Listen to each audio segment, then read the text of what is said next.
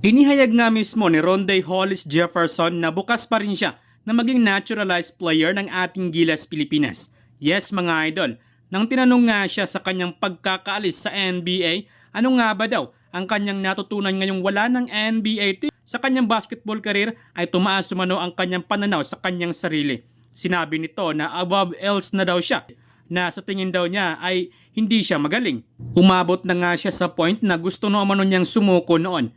Pero dahil daw sa suporta mula sa kanyang kaibigan, lalo na sa inspirasyon na ibinigay ng kanyang anak, ay dahilan upang ipagpatuloy ang kanyang basketball career. Nang matanong naman siya about sa kanyang naturalization sa Gilas Pilipinas, ayon kay Jefferson na hindi pa siya sure kung allowed nga ba sa FIBA na lumipat ng ibang kupunan matapos itong magpresenta sa Jordan. Dagdag pa nito na baka daw hindi na siya pakawalan ng Jordan Basketball Federation. Pero kung pagbibigyan ng pagkakataon na maglalaro daw ito sa ating Gilas Pilipinas. Sa katunayan ay nakwento nga niya ito kay Jordan Clarkson. Dagdag pa nito na may Jordan Clarkson at Justin Brownlee na daw tayo at nasa mabuting kamay na daw ang ating Gilas Pilipinas. Pero inamin niya na bukas pa rin siya na maglalaro dito sa Gilas Pilipinas.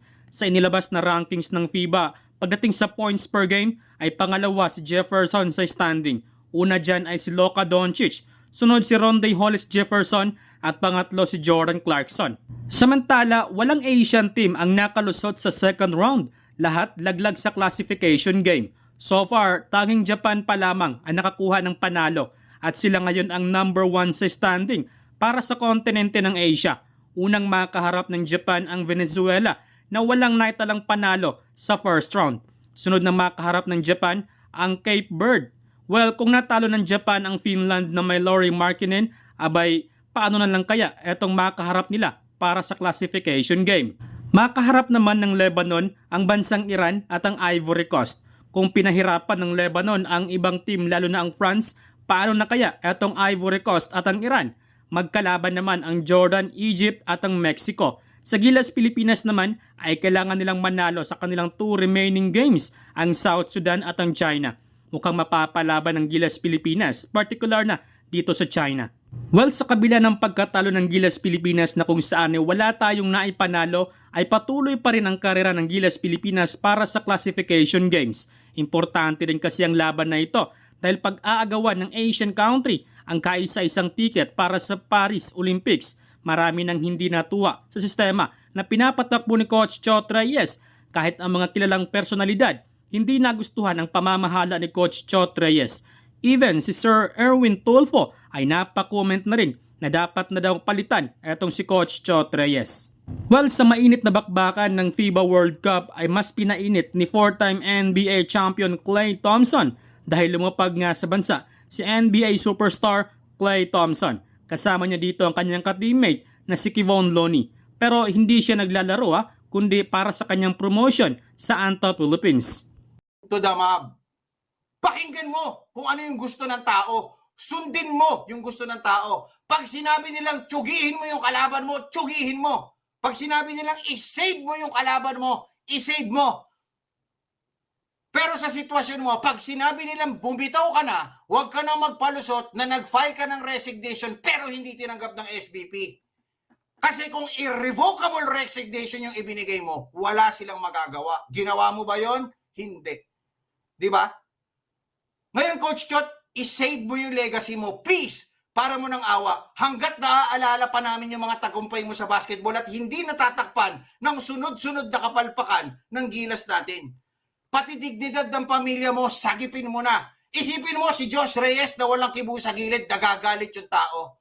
Nakakalata pa tuloy na siya ang nandiyan sa juniors team natin. Tinatanong tuloy ko ano ang karapatan niya sa juniors team natin.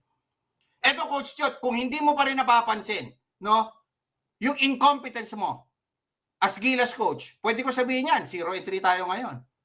Si Jordan Clarkson, kahit papano maganda yung inilaro under Coach Yengyao. Pero bakit sa'yo nangamote? Binabas din ngayon ng publiko. Si Kai Soto, against Korea and some other teams nung naglaro siya under Coach Tab, na-utilize ng maayos. Sa'yo, itlog. Sa'yo, itinutulak, patpatin.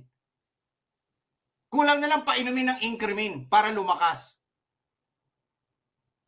Ngayon, ang point ko dito, Coach Chot Reyes, since si Clarkson pala yung anointed naturalized player natin, pinaasa pa natin sina Brownlee at saka sina Ange Kwame, dapat ikaw na nag-adjust.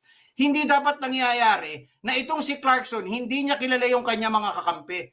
Dapat nung inanoint nyo na pala si Clarkson as our naturalized player, dinala mo na yung mga players natin sa Amerika para nakasama na niya sa Utah, nakasama na niya doon, kung saan man, nakilala niya kahit papano. Hindi yung hinintay natin siya, tapos pagdating sa China, wala naman pala siyang visa. Di ba? At isa dyan, hindi ka dapat nakikipag-away sa mga players. O, ang dami natin naging issue, ang dami natin naging drama. Ito lang ang point dyan. Kung ayaw ng player maglaro, huwag nyo nang habulin. Kung yung isang player na injured, huwag nyo nang hintayin. Dahil sumatotal, katulad ni Scottie Thompson, na injured, hinintay natin. Lumabas ho yung deconditioning niya dito sa liga. Sa World Cup pa. Di ba? Pero sabi ko nga po, bago magkaroon ng problema with the players, with some other individuals sa national team natin, dapat nasusolusyonan na yan. And with your personality, alam ko matigas ka din eh. Alam ko may pride ka rin sa sarili mo eh. 'Di ba? Yan yung isa sa mga nagiging problema. 'Di ba? At isa pa, Coach Chot, dito, dribble and drive mo hindi na ho angkop yan sa present day basketball. Yung dribble and drive natin, naging effective po yan from way back, from almost 10 years ago, kasi meron kang Jason Castro at Jimmy Alapag sa team mo. Ngayon, wala ka eh. Wala kang ang point guard, ipinilit mo pa yung dribble and drive mo. Ang dalas pa natin mag-small ball doon sa mga laro. Ang lalaki ng kalaban natin against Italy kagabi, nag-small ball ka. Ang ganda ng laro ni Junmar, nilabas mo.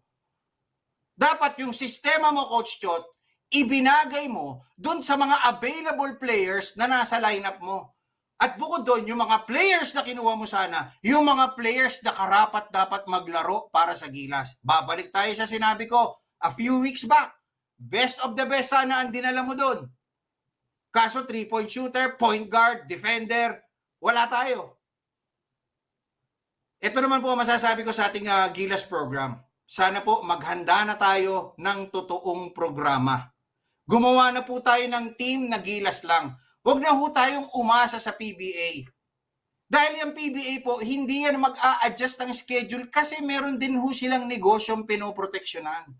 Bumuo ho tayo ng team gaya ng ginawa natin sa Gilas ni Raiko Toroman at sa Gilas ni Tab Baldwin. Meron na tayong mga sariling players. Mas mabigat po ang hamon ngayon dyan kasi yung mga mahuhusay na players po natin sa amateur at sa collegiate kinukuha na agad ng ibang mga liga.